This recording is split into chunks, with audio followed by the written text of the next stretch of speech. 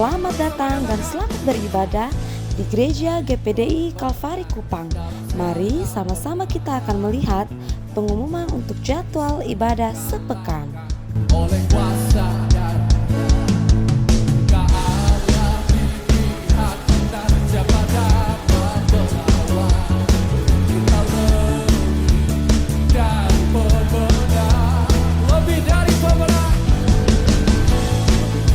Pemenang dalam segala perkara.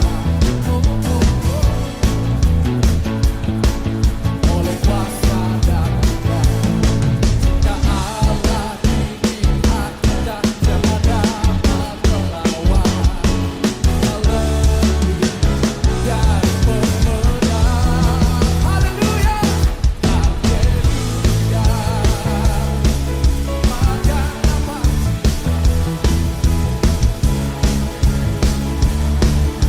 Kami juga mengucapkan selamat datang untuk para jemaat yang baru pertama kali bergabung di Gereja GPDI Kalvari Kupang. Sampai jumpa di ibadah selanjutnya ya. Tuhan Yesus memberkati. GPDI Kalvari, sekali Yesus, tetap Yesus. Haleluya. Kita percaya kita mengakhiri tahun ini dengan jadi pemenang. Amin. Katakan bersama. Di dalam nama Tuhan Yesus Kristus, haleluya. Amin. Haleluya. Puji Tuhan, salam sejahtera dalam nama Tuhan Yesus Kristus. Kita kembali membuka di dalam surat Korintus pertama. Surat Korintus pertama pasal yang ke-15 ayat 58. Kita akan lanjutkan pelajaran kita dari ayat ini. 1 Korintus 15 ayat 58, begini firman Tuhan, saya bacakan buat kita semua. Karena itu saudara-saudaraku yang kekasih, berdirilah teguh, jangan goyah, dan giatlah selalu dalam pekerjaan Tuhan. Sebab kamu tahu bahwa dalam persekutuan dengan Tuhan, jerih payamu tidak sia-sia. Puji Tuhan. Kita sudah belajar dari ayat ini, karena itu, yaitu karena kemenangan yang sudah dikerjakan oleh Yesus bagi kita dalam ayat 57, tetapi syukur kepada Allah yang telah memberikan kepada kita kemenangan oleh Yesus Kristus Tuhan kita. Karena kemenangan Yesus itu, berdirilah teguh. Kita sudah pelajari itu, apa yang dimaksud dengan berdiri teguh di sana, yaitu berdiri teguh dalam iman yang sungguh kepada Tuhan, sesuai 1 Korintus 16 ayat 13. Dan berdiri teguh kepada pengajaran-pengajaran yang benar. Ya. Sesuai dengan 2 Tesalonika pasal 2 ayat 15. Saudara-saudara sekalian, kemudian hal yang kedua yang kita pelajari pagi hari ini, dan jangan goyah. Ya. Jangan goyah. Jangan bergeser. Ya. Saudara-saudara sekalian, iblis dengan berbagai cara akan terus berusaha untuk menggoyahkan iman kita dan pengajaran-pengajaran firman Allah yang murni itu. Dia akan berusaha menggoyahkan kita, yang pada akhirnya menghancurkan iman kita, kehidupan rohani kita, dan kita kehilangan tujuan keselamatan, tujuan iman, yaitu keselamatan kita. Nah, saudara-saudara sekalian, karena itu kita akan melihat beberapa contoh dalam firman Allah, ya. Bagaimana seharusnya kita untuk tidak digoyahkan. Ya. Tidak digoyahkan, mampu bertahan, ya, dari berbagai serangan iblis dengan segala macam cara. Saudara-saudara, dia tidak terlalu keberatan kalau saudara datang di gereja. Tapi iblis keberatan ketika engkau sungguh-sungguh percaya kepada firman Tuhan. Berdiri teguh atas kebenaran firman Allah. Berdiri teguh dengan iman yang sungguh kepada Tuhan. Kita melihat salah satu contoh dalam Yesaya pasal 36 ayat 4. Yesaya 36 ayat 4. Lalu berkatalah juru minuman agung kepada mereka. Ini juru minuman agung Raja Sanherib, Raja Asur, yang diutus untuk menggoyahkan iman, kepercayaan Raja Hizkia dan penduduk Yerusalem. Lalu berkatalah juru minuman agung kepada mereka, baiklah kamu katakan kepada Hizkia, beginilah kata Raja Agung Raja Asur, kepercayaan macam apakah yang kau pegang ini? Hizkia diteror, saudara, oleh Raja Sanherib, Raja Asur, yang sudah mengalahkan banyak bangsa lain. Dan dia ingin merebut Yerusalem, mengalahkan orang Israel, mengalahkan, membinasakan Hizkia. Saudara-saudara, dan berbagai cara sudah dilakukannya. Lalu dia mengutus, dikatakan ini juru minuman, untuk menyampaikan pesan kepada Raja Hizkia, kepada orang Israel. Ya. Kepercayaan macam apakah yang kau pegang ini? Karena Hizkia begitu teguh, tidak mau digoyahkan dengan segala bentuk ancaman.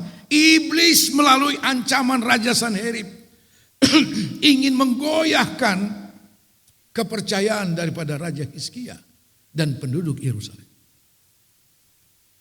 Apa yang ditawarkan oleh Raja Sanherib, sudahlah menyerah saja. Kamu tidak akan diapa-apakan, menyerah saja. Ya. Atau mau pilih ini Yerusalem diratakan dengan tanah. Dan kamu semua akan dibinasakan, akan dibawa menjadi tawanan. Saudara-saudara, mendengar ancaman itu, artinya Raja Sanherib, Raja Asur itu juga mengakui kepercayaan yang teguh daripada Hizkia. Sehingga dia katakan, kepercayaan macam apa sih kepada Tuhan? Sehingga kamu begitu teguh untuk tetap kokoh bertahan, tidak mau menyerah. Dan pada akhirnya kamu akan diserbu habis-habisan. Raja Hizkia tidak menyerah sama sekali. Bagaimana sikap Hizkia menanggapi pernyataan keras dan ancaman itu? Kita lihat dalam pasal 37, Yesaya 37 ayat 14 sampai ayat 20. Hizkia menerima surat itu dari tangan para utusan, lalu membacanya. Kemudian pergilah ia ke rumah Tuhan dan membentangkan surat itu di hadapan Tuhan. Hizkia berdoa di hadapan Tuhan, katanya, ya Tuhan semesta alam, Allah Israel yang bertakhta di atas kerubium, hanya Engkau sendirilah Allah segala kerajaan di bumi. Engkaulah yang menjadikan langit dan bumi. Sendengkanlah telingamu ya Tuhan dan dengarlah, bukalah matamu ya Tuhan dan lihatlah. Dengarlah segala perkataan Sanherib yang telah dikirimnya untuk mencela Allah yang hidup.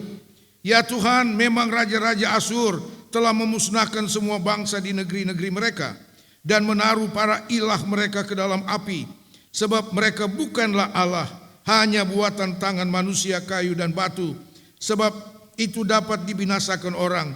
Maka sekarang ya Tuhan Allah kami, selamatkanlah kami dari tangannya, supaya segala kerajaan di bumi mengetahui bahwa hanya Engkau sendirilah Tuhan.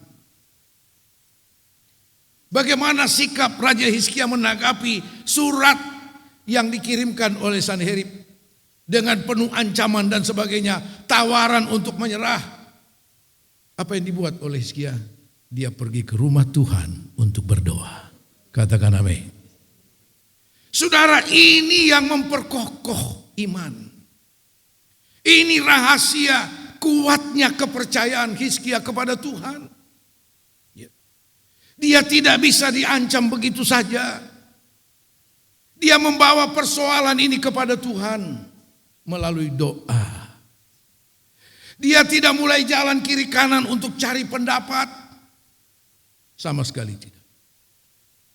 Untuk mencari masukan kira-kira bagaimana. Tidak sama sekali.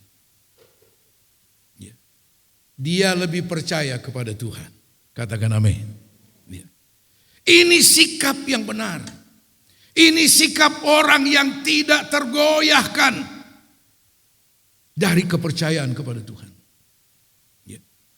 Dengan datang ke rumah Tuhan untuk berdoa, saudara, itu artinya dia masih lebih percaya kepada Tuhan. Dia tidak mengandalkan apapun dari dirinya. Hizkia adalah raja yang berhasil di antara sekian banyak raja-raja Yehuda. Hizkia termasuk raja yang sangat berhasil, diberkati Tuhan. Luar biasa, saudara. Dan walaupun dia sangat berhasil dan diberkati, dia tidak mengandalkan kemampuannya. Saudara, keadaan dunia seringkali datang sebagai ancaman dalam kehidupan kita. Ancaman dalam rumah tangga kita. Ancaman dalam kehidupan ekonomi kita dan sebagainya. Keamanan.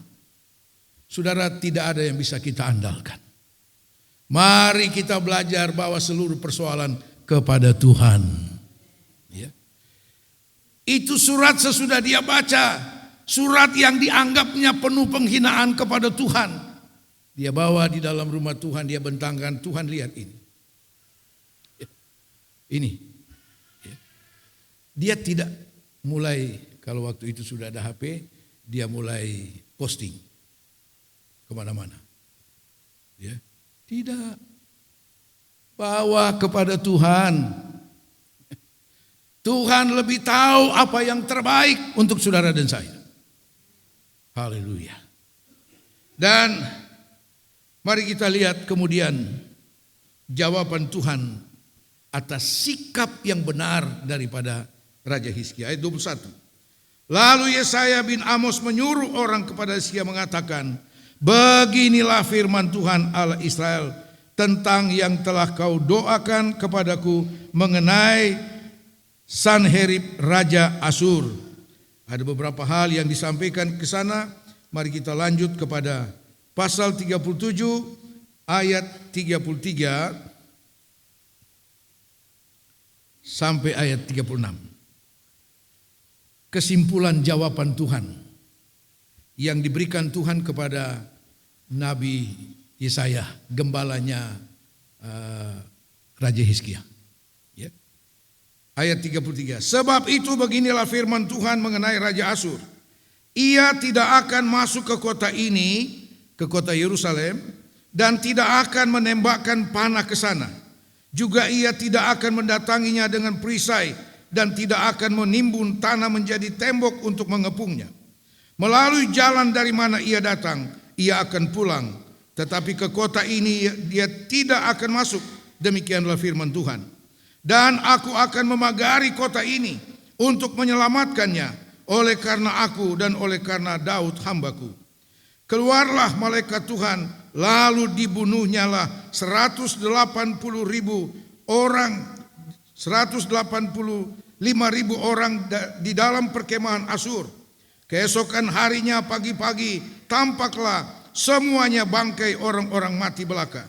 Sebab itu berangkatlah Sanherib Raja Asur dan pulang, lalu tinggallah ia di Nineve. Pada suatu kali ketika ia sujud menyembah di dalam kuil Nisrok, ilahnya, maka Adramelek dan Sarezer anaknya membunuh dia dengan pedang, dan mereka meloloskan diri ke tanah Ararat. Kemudian Esarhadon anaknya menjadi raja menggantikan dia. Katakan amin. Luar biasa jawaban Tuhan. Ya. Jauh melampaui akal dan pikiran manusia. Raja Hizkia pun tidak pernah terbayangkan bahwa begitulah jawaban Tuhan. Luar biasa. Tuhan bilang tidak usah takut. Dia tidak akan pernah masuk ke kota ini. Satu anak panah pun tidak akan ditembakkan ke kota Yerusalem ini. Tidak akan ada. Aku memagarinya dan melindunginya. Apa yang kemudian terjadi? Tuhan bilang, malaikat, pergi bunuh itu tentara Asyur. 185.000 tentara bergelimpangan menjadi mayat. Melihat kenyataan itu, Sanherib buru-buru pulang ke kotanya. Saudara-saudara, belum cukup sampai di sana. Saudara melihat orang yang menghina Tuhan. Ya. Anaknya, 2 anaknya sendiri, anak kandung membunuhnya. Saudara-saudara, Allah kita, Allah yang luar biasa. Ya. Kita melihat segala upaya dari iblis untuk menggoyahkan iman kita. Saya sangat tertarik dengan pengakuan daripada Raja Sanherib kepada Hizkia. Kepercayaan macam apa yang kau pegang? Kiranya dunia juga bertanya kepada kita, kepercayaan iman seperti apa yang ada padamu sehingga engkau tidak tergoyahkan dengan apapun. Haleluya. Ya. Jangan akhirnya orang dunia berkata, oh betong sama sah. Ya. Saudara-saudara, kita punya dasar untuk tidak digoyahkan. Kemenangan Yesus Kristus. Ya. Karena dia sudah menang atas maut, atas dosa dan segalanya. Itu dasar untuk kita tidak harus goyah. Ya. Hizkia punya kepercayaan yang luar biasa. Karena dia sudah alami bagaimana pertolongan Tuhan yang luar biasa. Puji Tuhan.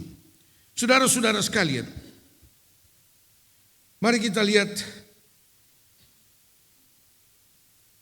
apa yang akan coba menggoyahkan kita. Efesus pasal 4.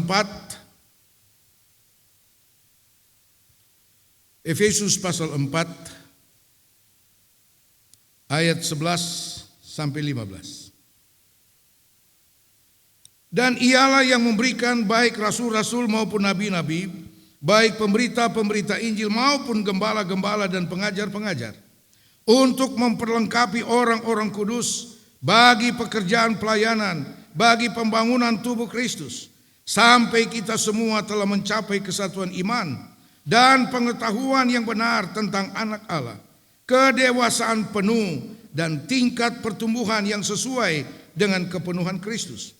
Sehingga kita bukan lagi anak-anak yang diombang-ambingkan oleh rupa-rupa angin pengajaran, oleh permainan palsu manusia dalam kelicikan mereka yang menyesatkan, tetapi dengan teguh berpegang kepada kebenaran di dalam kasih kita bertumbuh dalam segala hal ke arah Dia, Kristus yang adalah kepala.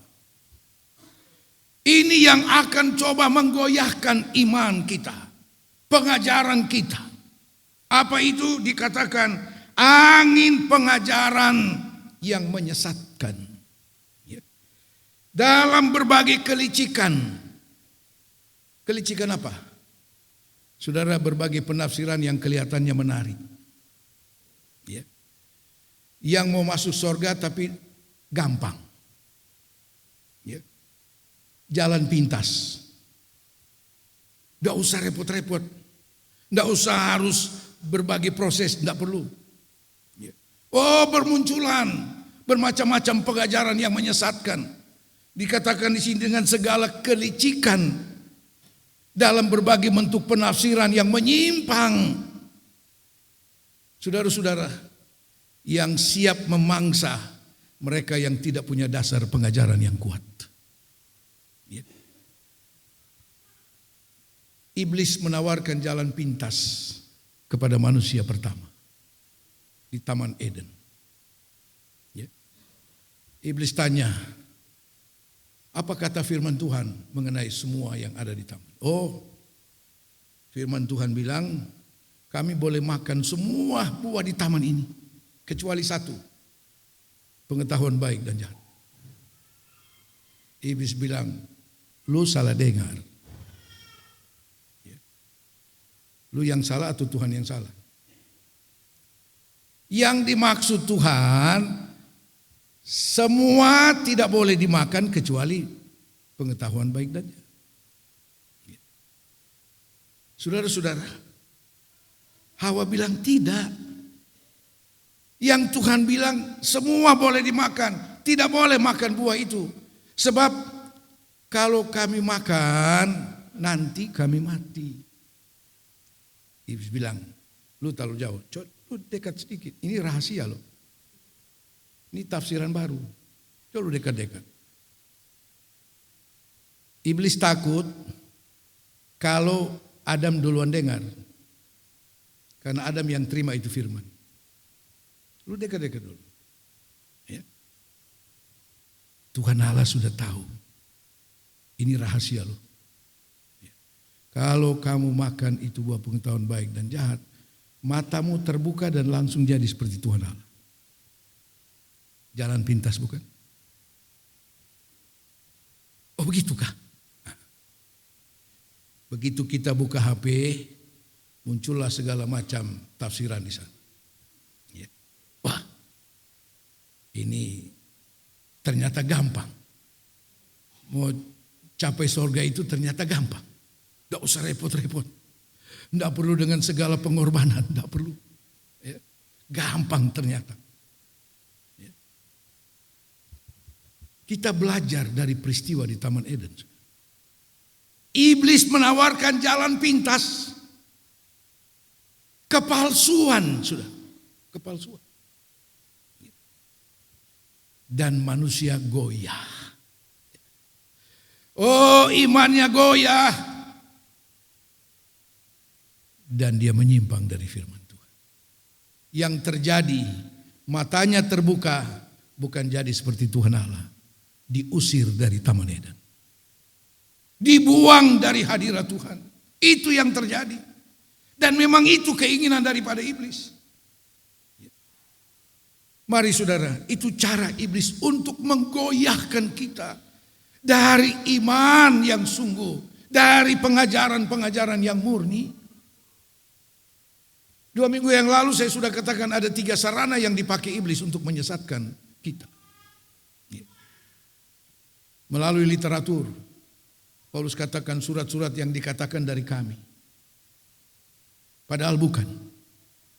Melalui pemberitaan secara langsung. Ya. Dan yang paling berbahaya apa? Melalui ilham roh. Roh bilang saya tadi malam.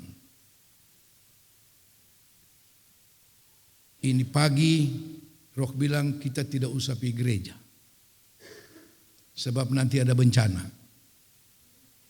Ada begitu saudara. Ya. Segala macam bentuk nubuatan, suara roh dan sebagainya.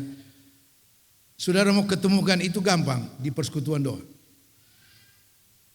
Ya. Jalan pintas. Ingat itu. Nah, sekarang kita lanjut. Lalu bagaimana supaya kita tidak goyah? Ya. Lukas 6, Injil Lukas pasal 6.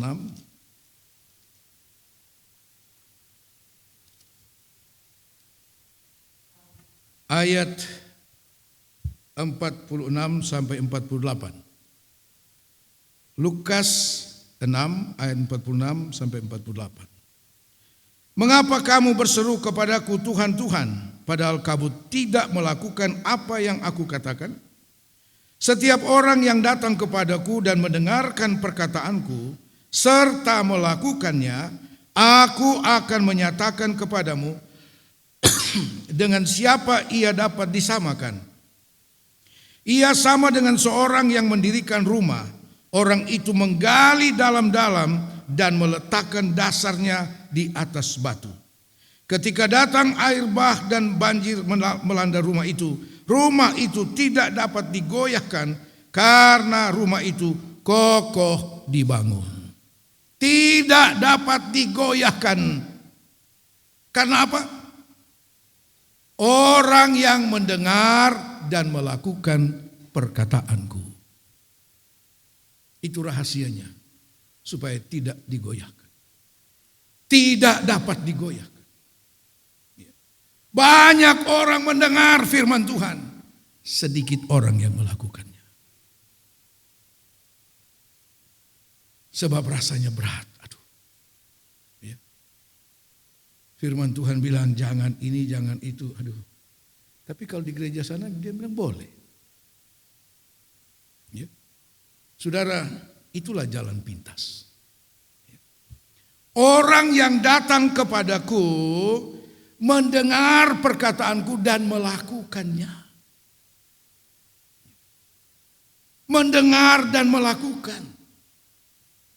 Dikatakan orang itu sama dengan orang yang membangun rumah, dia menggali dalam-dalam dulu. Dia gali fondasi yang dalam. Meletakkan dasar batu yang kuat. Baru dia mulai membangun. Dan bangunan itu sangat kokoh. Tidak tergoyahkan dengan banjir, angin, badai, dan sebagainya. Tidak tergoyahkan. Karena apa? Dia punya dasar yang kuat. Itulah yang dikatakan di dalam Yudas pasal 1 ayat 20. Bangunlah dirimu sendiri atas dasar iman yang paling suci. Dan berdoalah di dalam Roh Kudus. Dia menggali dalam, saudara-saudara sekalian. Jadi yang dimaksud menggali dalam ini bukan sekedar dengar. Belajar firman Tuhan dengan sungguh-sungguh.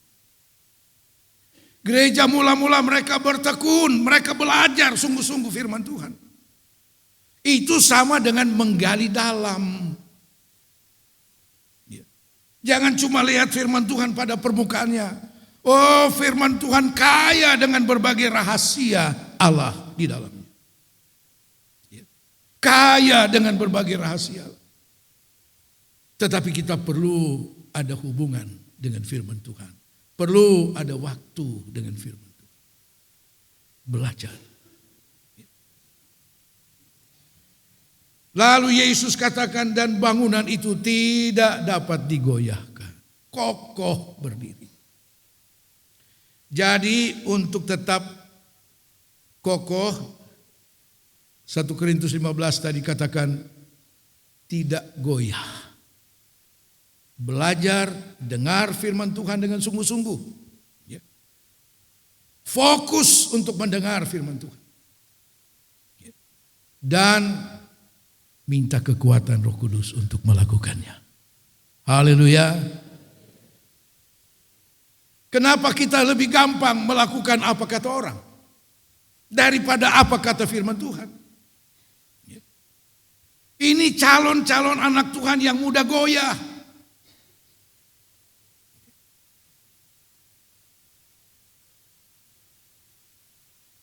Ada jemaat di tempat lain sesudah COVID, karena memang selama COVID itu ibadah secara live saja, itu sudah keterusan. Dia tidak mau lagi datang ibadah di gereja. Dia tinggal tunggu di rumah saja. Karena gembalanya kasih stop itu live streaming itu, dia mulai cari dari berbagai channel. Saudara-saudara, mari kita belajar memberi waktu sungguh-sungguh kepada Tuhan. Manusia seperti itu yang paling gampang digoyahkan. Minggu ini channel A, minggu depan channel B. Waduh,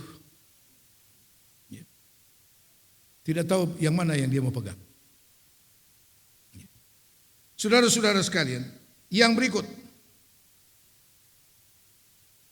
Supaya kita tidak mudah digoyahkan. Kembali kepada ayat pokok tadi. 1 Korintus 15 ayat yang ke-58. Karena itu saudara-saudaraku yang kekasih, berdirilah teguh, jangan goyah. Dan giatlah selalu dalam pekerjaan Tuhan, sebab kamu tahu bahwa dalam persekutuan dengan Tuhan, jerih payahmu tidak sia-sia. Yang kedua, supaya tidak gampang digoyahkan, yaitu dalam kalimat, dalam ayat ini, sesudah jangan goyah dan giatlah selalu dalam pekerjaan Tuhan. Ini. Giat selalu dalam pekerjaan Tuhan. Supaya tidak mudah digoyahkan, kita harus aktif di dalam Tuhan. Aktif melayani Tuhan. Sehingga tidak ada waktu untuk dengar yang macam-macam. Dan ketika kita giat dalam pekerjaan Tuhan, makin banyak hal yang Tuhan akan lakukan bagi kita. Sebab ketika kita sibuk dengan Tuhan, Tuhan pun akan sibuk dengan engkau. Katakan amin. Ketika kita sungguh-sungguh memberi perhatian untuk pelayanan kepada Tuhan, Tuhan pun akan sungguh-sungguh memberi engkau perhatian dalam segala hal. Tuhan memberi perhatian kepada. Pemazmur katakan, mata Tuhan menjelajah seluruh bumi dan memperhatikan, melihat setiap orang yang takut akan Tuhan, untuk memberi pertolongan kepada. Kita punya jaminan firman Allah. Karena itu, supaya tidak mudah digoyahkan iman dan pengajaran kita, giatlah selalu aktif, sungguh-sungguh dalam penurutan dan pelayanan kepada Tuhan. Dalam beribadah kepada Tuhan. Jangan kalau ada waktu. Tetapi untuk beribadah kepada Tuhan harus ada waktu. Katakan amin. Saudara, kita banyak belajar dari firman Allah. Karena dalam ibadah, di sana ada janji Tuhan. Baik untuk hidup sekarang maupun hidup yang akan datang. Di sana ada janji Tuhan. Kunci keberhasilan gereja mula-mula, sehingga mereka tidak bisa digoyahkan dengan apapun. Ancaman, penganiayaan, kematian, pembunuhan. Mereka tidak bisa digoyahkan. Iman mereka tidak bisa digoyahkan. Rahasianya apa? Berulang kali kita lihat ayat ini. Kisah Rasul pasal 2. Ayat 41 dan ayat 42. Orang-orang yang menerima perkataannya itu memberi diri dibaptis. Dan pada hari itu jumlah mereka bertambah kira-kira 3.000 jiwa. Mereka bertekun dalam pengajaran rasul-rasul, dalam persekutuan, dan mereka selalu berkumpul untuk memecahkan roti dan berdoa. Berangkat dari sana saudara, perkembangan gereja mula-mula begitu luar biasa. Maka tidak kurang-kurang tantangan, ancaman, aniaya yang mereka hadapi. Tapi mereka tidak goyah. Tidak bisa digoyahkan. Rasul-rasul yang didukung penuh oleh jemaat pada waktu itu. Didukung dengan doa, didukung dengan segala bentuk pengorbanan. Ketika ditangkap, dihadapkan kepada mahkamah agama Yahudi. Mereka dilarang tidak boleh bicara tentang nama Yesus. Tidak boleh memberitakan firman Tuhan. Mahkamah agama itu dijawab oleh bekas nelayan ini, yang tidak terpelajar ini. Mereka jawab dengan iman yang sungguh. Tuan pertimbangkan, manakah lebih patut taat tunduk kepada Allah atau kepada manusia? Mereka tidak bisa jawab. Salah satu rekan mereka bilang, pending dulu ini rapat, bikin malu kita. Suruh dorang keluar dulu, nanti kita pertimbangkan apa yang mau buat untuk mereka. Jawaban dari para nelayan, bekas nelayan ini. Tapi mereka yang punya iman yang tidak bisa digoyahkan. Begitu rapat dibuka kembali, sidang dibuka kembali, suruh masuk. Oke lah, kamu tidak akan diapa-apakan, pulang, tapi kalau khotbah pelan-pelan saya. Kira-kira begitu. Ya, tawar. Tidak usah terlalu giat lah. Sebab kalau terlalu banyak orang ikut kamu, kami punya muka mau taruh di mana? Pemimpin-pemimpin agama Yahudi. Ya. Saudara, mereka tidak bisa digoyahkan. Taruhan nyawa sekalipun mereka rela. Demi tidak tergoyahkan dalam iman dan pengajaran kebenaran. Haleluya. Maka kalau demikian, saudara dan sayalah yang dicari Tuhan ketika dia datang kembali. Dia mencari iman di muka bumi. Katakan amin. Tuhan Yesus memberkati.